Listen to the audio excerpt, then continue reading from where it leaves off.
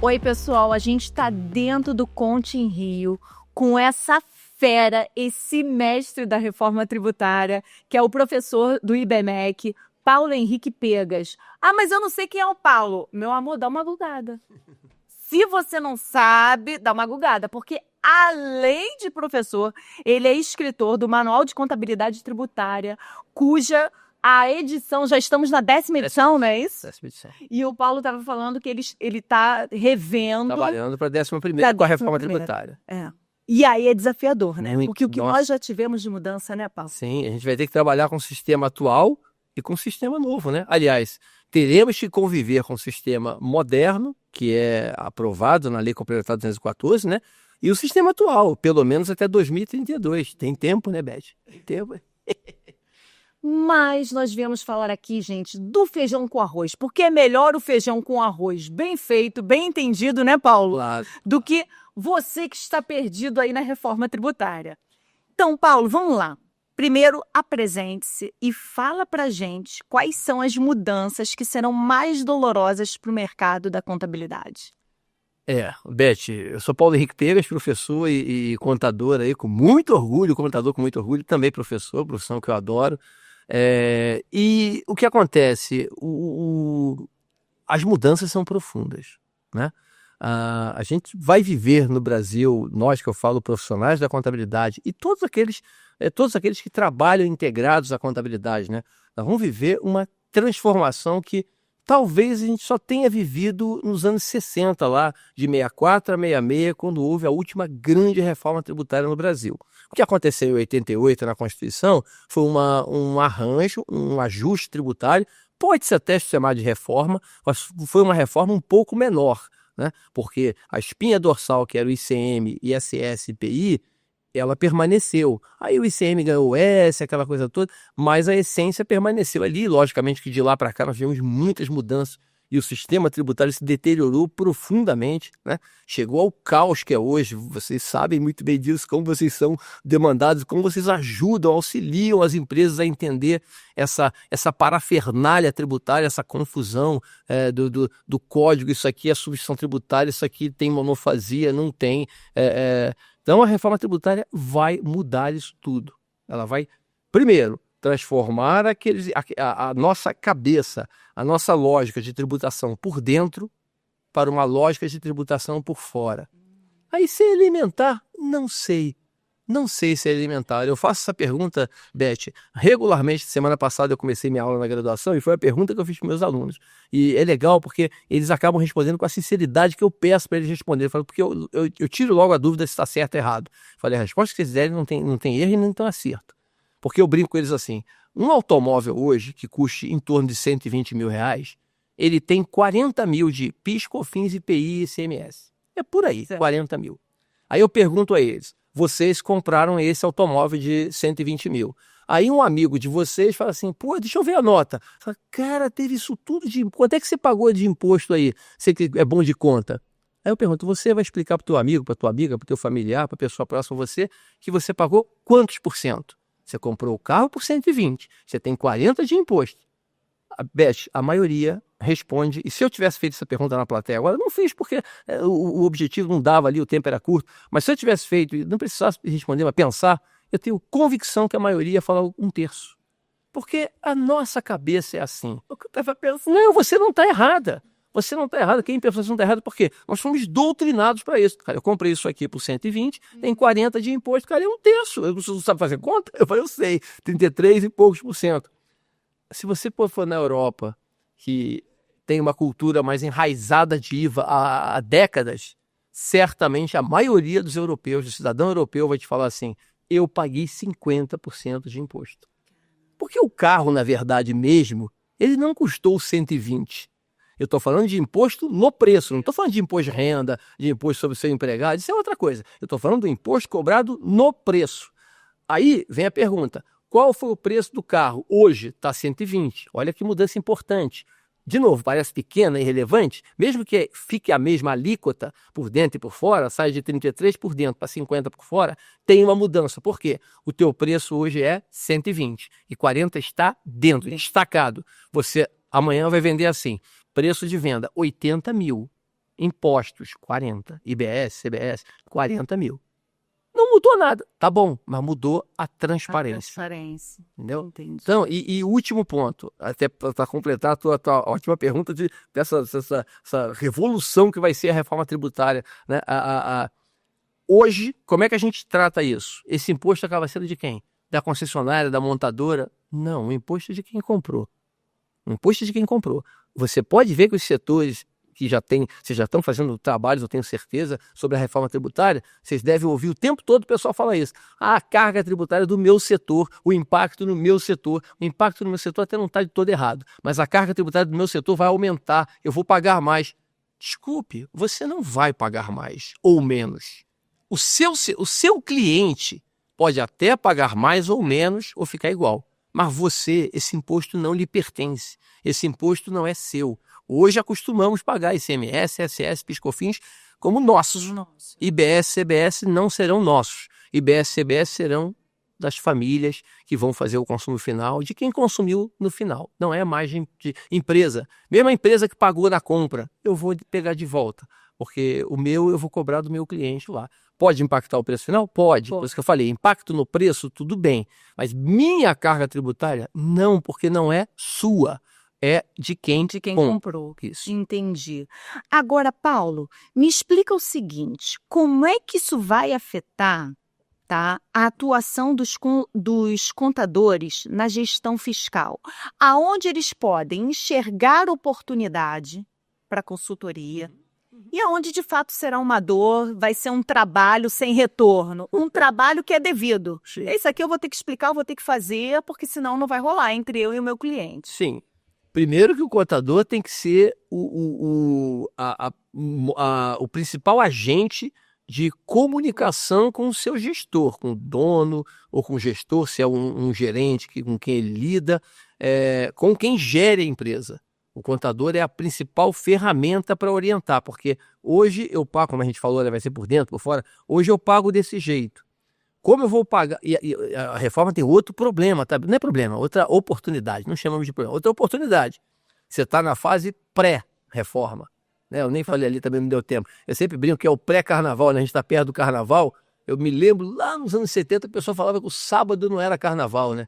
Hoje 2 meses antes já começa o carnaval. Era o pré-carnaval. Então, a pré-reforma. A reforma não começou, mas vocês já estão trabalhando intensamente. Todos nós, e quem está envolvido nisso, está trabalhando intensamente.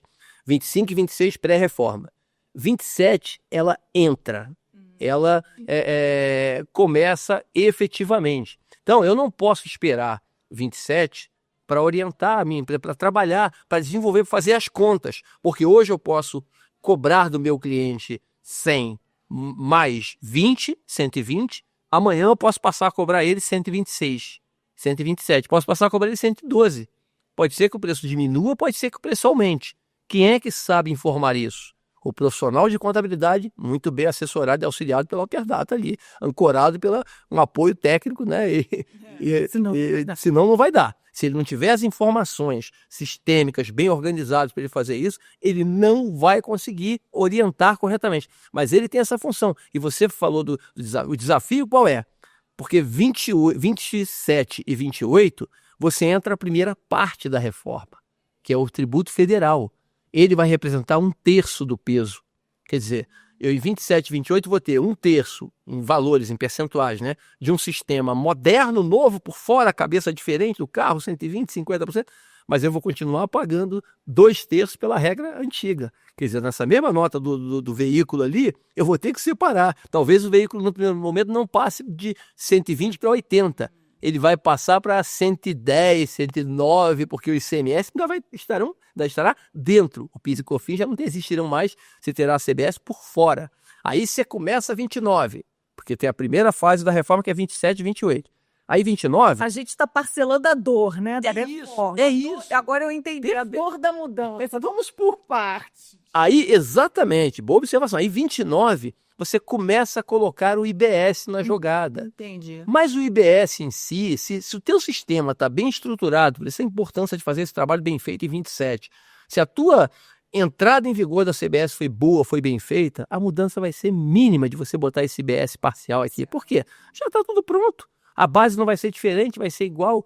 é provável que tenha um único documento fiscal, tá? Não estou afirmando, mas é provável que você não tenha que pagar um DARF e uma guia estadual como se faz hoje. É provável que você tenha que pagar uma guia só, porque está tudo estruturado, ancorado para isso. Mas olha só, você vai pagar 10% do IBS junto com a CBS aqui. Até porque, Paulo, até desculpa, Não, fala. o objetivo é simplificar. Simplificar, exato. Realmente Exato. sentido. Aí você vai pagar aqui, mas vai continuar pagando o ICMS. Você vai diminuindo 10%, né? Se a alíquota hoje aqui no Rio de Janeiro é 20, cai para 18. Aí em 30, a alíquota cai para 16. E aqui, se for 17,5 como está se esperando o IBS, vai para 3,5. Você entendeu? Você tira 10% aqui e bota 10% ali. Então, entre 29 e 32, nós vamos conviver com...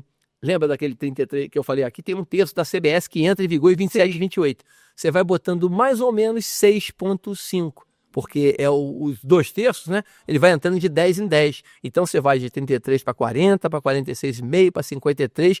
E em 32, que é o último ano da transição, você vai ter 60% do sistema moderno, 40% do sistema, não vou chamar de arcaico, mas do sistema atual, os problemas que nós temos. Aí 33 acaba, esses 40% vão definitivamente embora. Então, olha a oportunidade, eu não gosto de dizer problema, a oportunidade que tem o profissional de contabilidade na orientação adequada do empresário. Primeiro, para tranquilizar o empresário, para ele tocar o negócio dele ali e entender que os impactos eles tendem a não ser ruins, tendem a não aumentar muito a tributação. E por que eu estou te afirmando isso?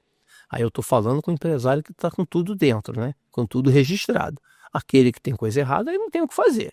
Agora, o cerco está fechando. Sim. Aquele que não tem mais. Eu aqui não tem nota por fora, não tem caixa 2, não tem essas maluquices, aqui não tem isso. Aqui é tudo sistema alternado, tudo registrado, bonitinho, software bem feito, tá tudo aqui. Aqui não tem, até proibido como missão da empresa, norma da empresa. Ok. A tendência é você ter uma redução no preço, seja lá do que você vende, seja lá do que você presta serviço. Não estou afirmando, mas a tendência é essa.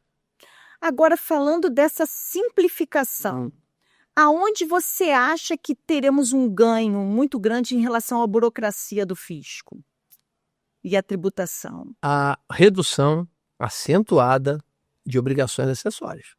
Isso não vai ser imediato. A gente vai precisar trabalhar com elas na entrada da reforma em 27, 28, até porque você vai ter o sistema antigo aqui convivendo com a gente até 2032, mas você vai trabalhar aos poucos com a modernização. Eu quero fazer uma analogia rápida que você vai entender, quer dizer, nossa audiência vai entender bem, você com certeza vai entender rápido, mas a audiência vai entender bem.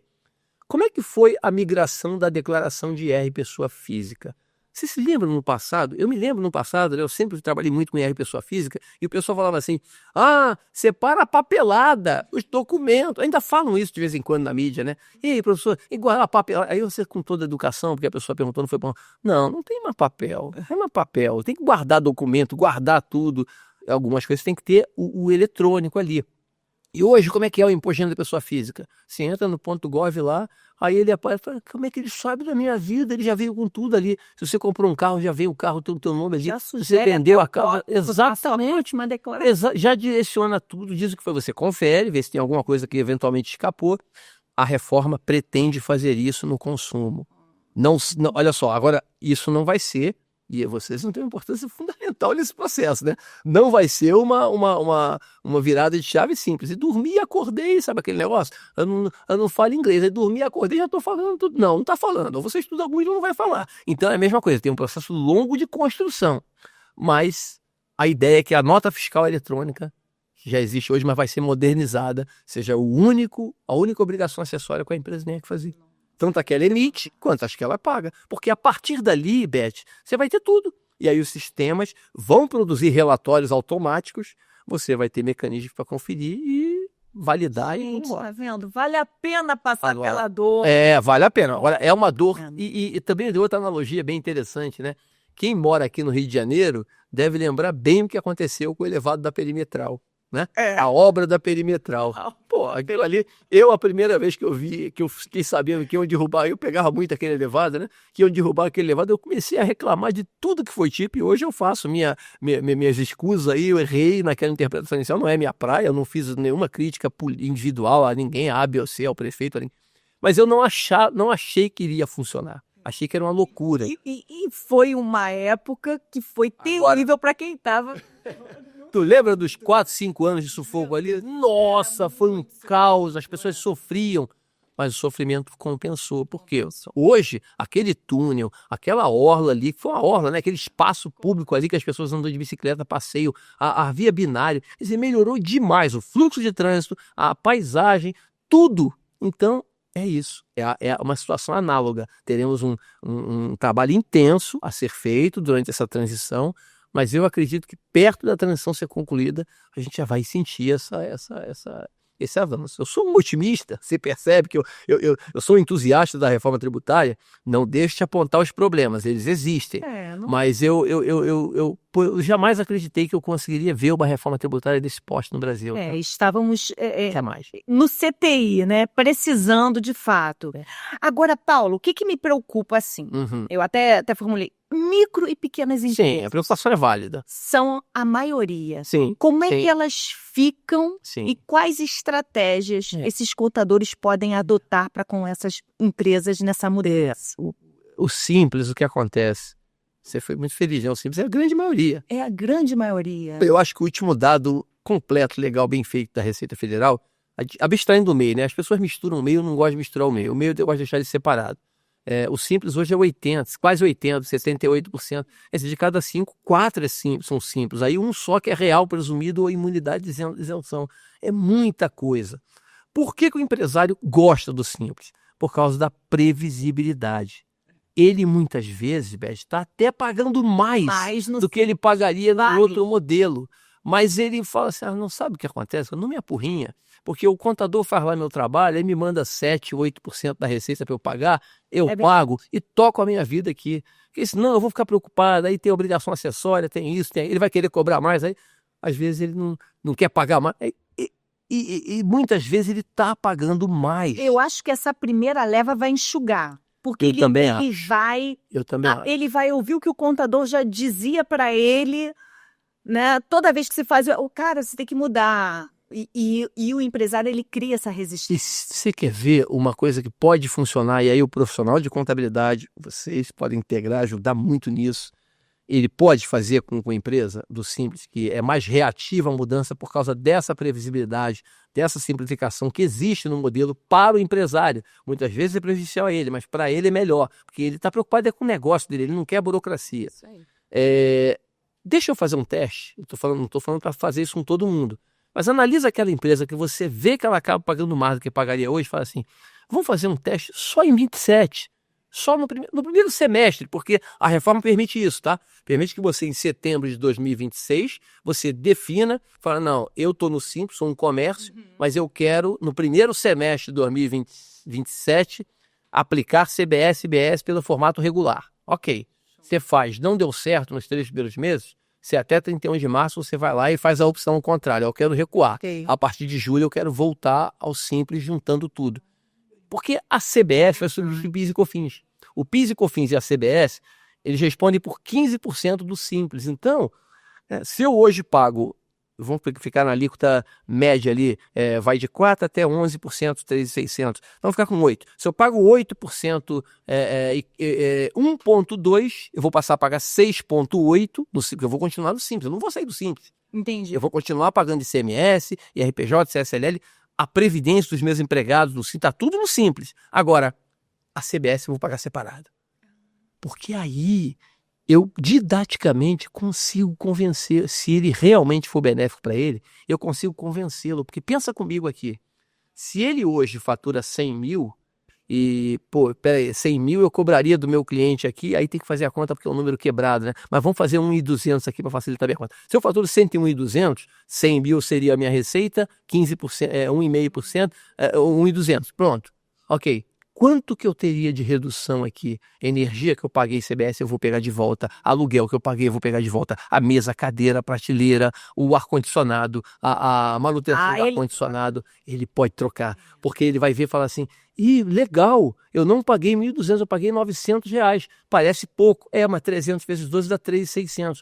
Agora, já imaginou isso aqui multiplicado por 3? Já dá 11 mil, quer dizer, você começa, e outra coisa, ele vai ver que é realmente fácil de apurar a CBS. O contador, de repente, pode até falar, não, isso aqui vai dar um custo mínimo de ajuste aqui no trabalho, no processo, porque tende a melhorar, talvez um trabalho inicial um pouquinho maior, mas depois você sente os efeitos. Agora, não vai ser fácil convencer o empresário, porque o discurso panfletário, e não tem jeito, ele não é só da política, a política carrega para a sociedade aqui embaixo. O discurso panfletário é mais fácil, né? Vai prejudicar a empresa do Simples, acabar com ninguém. O Simples, repito, é um terror, faz também um terror que não e de novo, justifica. Você vai poder continuar no Simples, você não vai precisar sair do Simples. Agora, quer ver um outro ponto rápido que é muito importante? Empresa de serviços, né? Uma escola, por exemplo. A escola, ela paga 10,6%, a alíquota é reduzida em 60% no modelo. A próxima pergunta. Desculpa. Não, adorei. Era isso que eu ia ter. Tenho essa mania de falar que nem uma metralhadora. Tá, eu vou ótimo. comendo vermo, predicado, comendo tudo. Você me corrige, por favor, e As fique totalmente à empresas de vontade. serviço. Que eu não tenho nenhum problema de parar e deixar você Não, conduzir aí, pelo amor de Deus. Mas porque a tua pergunta inicial já puxou para isso tudo, já direcionou. Uma escola, vamos pensar juntos aqui. Eu tenho uma escola, hoje eu estou no Simples, tá? Aí, eu não lembro de cabeça o percentual, mas vamos dizer que eu fature 150 mil por mês, 1.800.000. Então eu devo estar pagando, se não estiver chutando errado aqui, uns 11, 12%, mais ou menos 13% de Simples. Tá, 12%. Aí, quanto é que é a CBS e o IBS? Vai ser metade disso, 6%. E a outra metade é CPP, lá a Previdência Social dos empregados, e o Imposto de Renda sobre o Lucro, e a contribuição sobre o lucro. Meio a meio, mais ou menos meio a meio. Tá. Agora, vamos entender uma coisa. Se eu usar o regime regular, quanto é que eu vou pagar? Você vai pagar 10,6%, não 26,5%. Por quê? Porque a tua atividade tem alíquota reduzida. Eu cometi um erro aqui que eu mesmo falei para não cometer, eu cometi. Eu falei quanto é que você vai pagar, né? Eu não posso me trair, porque eu falo isso o tempo todo. Não é a escola que vai pagar. Quem vai pagar, Beth, é o aluno da escola. Exato. Então, se eu vou cobrar, porque isso é cultura. Isso parece besteira, mas não é. Não é a escola que paga, é o aluno. É o aluno. Até porque, se ele me pedir a nota fiscal, se a mensalidade custa 1.106 já com os 10,6, tá? E ele me pedir a nota fiscal, eu seria obrigado a colocar assim, ó, mensalidade escolar, R$1.000. Eu não vou poder colocar 1.106. Eu vou botar 10,6 IBS, CBS, 106 mil. Então, não adianta eu enganá-lo, porque ele vai ver que é o comprador. Isso, ele vai entender que ele está pagando o tributo. Agora vamos voltar aqui para a escola. Se eu fosse tributar esses 1.106, eu ia pagar sobre ele os 12% e 6% daqui, né? Os 6%. Agora, vamos lá. Quanto que eu vou me creditar aqui? Você fala, pô, escola é mão de obra. Sim, eu não estou discordando disso. Minha receita é 1.000, esquece 106. 106 eu cobrei do aluno. 1.000, aí eu tenho 500, 600, 50, 600 reais. 60, você, o menos conservador possível. 60% é folha de pagamento. É pessoal, professor e toda a equipe de assessoramento, de apoio e direção, tá? Então não tem crédito, é pessoa física. E 200 é gasto que eu tenho crédito. E 50 é coisa que eu não tenho crédito. Tá bom, e o lucro é 150, tá. Esses 200 eu vou pagar 253. Por quê? A alíquota cheia é 26,5. Então, eu paguei 253, mas 200 foi a mesa, a cadeira, o ar-condicionado, a limpeza no ar-condicionado, todos os serviços que eu paguei para prestar o giz, o apagador, o data show, tudo que eu gasto para prestar um serviço. Eu vou pagar IVA e vou me creditar. Moral da história, quando eu cobrei desse meu aluno 1.106, o sistema automático, ele vai colocar na minha... O aluno pagou 1.106, na minha conta vai entrar os 1.000 e vai entrar mais 53 aqui dos 106 que ele pagou. Por que está entrando 53? Porque foi quanto eu paguei nas minhas compras aqui, ele está me devolvendo. Então, é provável, não estou afirmando que é provável que para essa escola seja melhor ela fazer o quê? Permanecer no Simples para a folha de pagamento e a tributação do lucro. Faz separado aqui, porque você tende a pagar menos. Hortifruti, né? O cara vende fruta, legume, ovos. O ovo está muito caro, mas a alíquota zero, de IBS, CBS agora. Isso tudo alíquota zero. Então, mas eu vendo uma água de coco, tá, mas isso é 10% do total. 10% do total. 10% você vai pagar os 20%. Você vai pagar, não, você vai cobrar do teu cliente 26,5%. Mas tudo que você gastar, você vai receber de volta, vai descontar. Então é provável até que você não desembolse nada no final do mês, ainda tenha direito a receber e vai receber. Isso que eu ia falar. Não, porque no Simples, só para terminar, no Simples, eu não vou poder botar essa alíquota zero. Não posso. No Simples você sabe disso, não pode, tem que tributar. Então, tem que fazer muita conta. Eu acredito que um percentual, não tenho hoje como estimar isso, mas um percentual das empresas do Simples vai fazer a opção pelo regime regular. Né? Isso é bom. É bom, eu também acho. Também acho. Agora, Paulo, vamos lá. Reforma tributária acontecendo. Uhum. E isso gera uma mudança muito grande Uhum. na rotina da contabilidade. Total. Aqueles contadores, pagadores de boleto, de guias. Não tem jeito. Não tem jeito. Isso aí não tem jeito, né? Isso aí a gente, infelizmente, a gente tomar sempre um maior cuidado, até porque a gente sabe da dificuldade de todas as profissões, e a contabilidade não é diferente. Né? Eu estava conversando com a menina ali, eu sempre calculei imposto de renda CSLL até o século passado, e eu conhecia bastante isso da minha empresa. O que ela fazia, eu sabia. Saiu dali e me perguntou, eu não tinha a menor ideia, porque eu não acompanhava, não estudava os outros setores. Quando eu comecei no meio acadêmico, você tem que entender um pouco do todo. E eu não acho que todo profissional tem que entender o tudo. Mas, infelizmente, ele vai precisar se readequar. Vai. Aliás, Pet, todas as profissões. Todas. Eu tenho falado isso muito, né? Por que estão fazendo a reforma tributária? Para reduzir custos de duas coisas. A gente não pode tergiversar, que aquela coisa, passa um pano aí. Não tem como passar pano. A ideia é reduzir custo de mão de obra, né? de empregado, de contador e de advogado. Advogado por causa do custo tributário, contador por causa da conformidade. E realmente esse tipo de trabalho, aquele que você falou muito bem, né? O cumprimento de obrigação ali, entreguei a obrigação, paguei o documento. Isso os sistemas vão fazer automático. Vai vir automático. Então, a pessoa vai precisar se adaptar, estudar, ver e até avaliar. Muitas vezes acontece, eu não estou falando para ninguém deixar a profissão, pelo amor de Deus, mas muitas vezes acontece a pessoa se reencontrar. Isso aqui realmente não é. Vou mudar. Sim, vou fazer um outro negócio ali. Vai ser muito feliz na sua outra atividade. Porque todo mundo é muito importante para tudo, né? Eu sempre brinco o seguinte, eu falo, o esporte ensina muito pra gente. Eu falei, todos os esportes. Falei, mas a Fórmula 1 em especial, talvez, nem tenho visto há muito tempo já, porque o Brasil não tem, agora que vai ter um piloto de novo, mas eu falo, você pode ver, o piloto quando ganha a corrida, eu lembro do Hamilton e do Schumacher principalmente, eles ganhavam a corrida. O que ele faz? Imediatamente assim que ele sai do carro, ele sai correndo para cima dos mecânicos e abraça os mecânicos. Eu sempre assisti as entrevistas coletivas depois. Eles nunca usavam o termo eu na primeira pessoa. Nós. Por quê? Ele sabe que o mecânico foi muito importante. O rapaz que fez o misto quente para ele comer, porque 2 horas correndo precisa antes. Se ele não faz, ele de repente começa a passar mal na corrida, perde a liderança. Então, todo mundo é muito importante. A pessoa muitas vezes se acha e vai para um outro caminho, não tem problema nenhum. Agora, quem tiver na contabilidade, não tem jeito. Mergulha, entende, aprofunda, porque vai precisar de... Agora, todo mundo está fazendo isso, né? Um médico hoje, como é que o médico está trabalhando? O paciente chega lá, eu estou com isso aqui, não sei o quê, mas eu já consultei na internet, já vi tudo. O médico vai fazer o quê? Cirurgias que eram abertas e agora é com robótica. Exato. Ou ele se adequa. Não tem jeito. Professor, eu dou aula hoje pelo computador, aí o cara falou, mas o aluno do outro lado já está cheio de perguntas, já sabe a resposta de pergunta. Eu falei, ele pode pegar um monte de gente. Eu tenho um tempinho de estrada, a minha ele não pega, porque se eu não souber, a primeira coisa que eu falo, eu não sei. Se alguém puder aí pesquisar e me falar, ótimo, eu resolvo a hora. Aí passa um tempinho, alguém responde ali. Eu falei, não sou obrigado a saber tudo, depois eu respondo. Não posso parar a aula agora para pesquisar, para responder. Então, todas as profissões precisam de adaptação, não tem jeito. E a contabilidade e o direito, né? Não vai ser diferente, não tem jeito.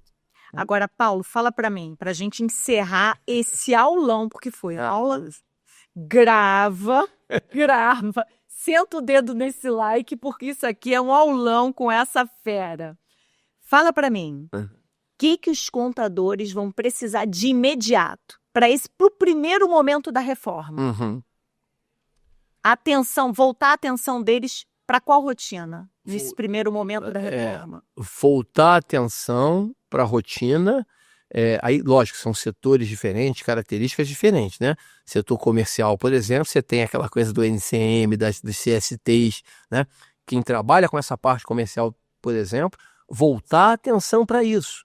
Avaliar esse trabalho que ele faz hoje de codificação do que é ST, do que não é, e ver como é que isso vai ficar. O ICMS demora um pouco mais, a CBS já muda já, se tem monofasia, se não tem, já começar a sistemicamente organizar esse processo. Quem trabalha com serviço tem um problema um pouquinho diferente, menor, mas aí é mais no sentido de avaliar os gastos, verificar aquilo que... Porque a restrição ao acreditamento no serviço é muito maior.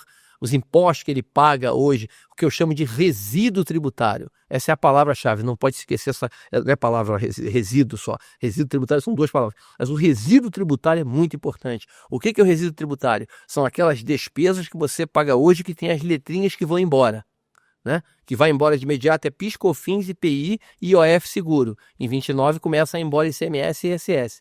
Tem essas letrinhas nesse gasto? Tem. Você recupera? Não. A reforma vai recuperar? Vai. Então, atenção total a isso, porque isso vai te dar amparo, apoio para você fazer aquele trabalho que a gente conversou no início, que é ajudar a sistematizar o processo de verificar se o preço do produto ou do serviço que você faz vai precisar aumentar, pode ter uma redução ou vai ficar no mesmo patamar que está hoje. Professor, mestre, foi maravilhosa a nossa entrevista. Dá pra gente falar muito feliz. Gente, gostando da reforma tributária. Foi um prazer. Acompanhe a gente, porque, olha, vem mais feras aqui, viu? Grande abraço. Até já. Obrigada, Paulo. Obrigado a você, Muito obrigada. Um abraço.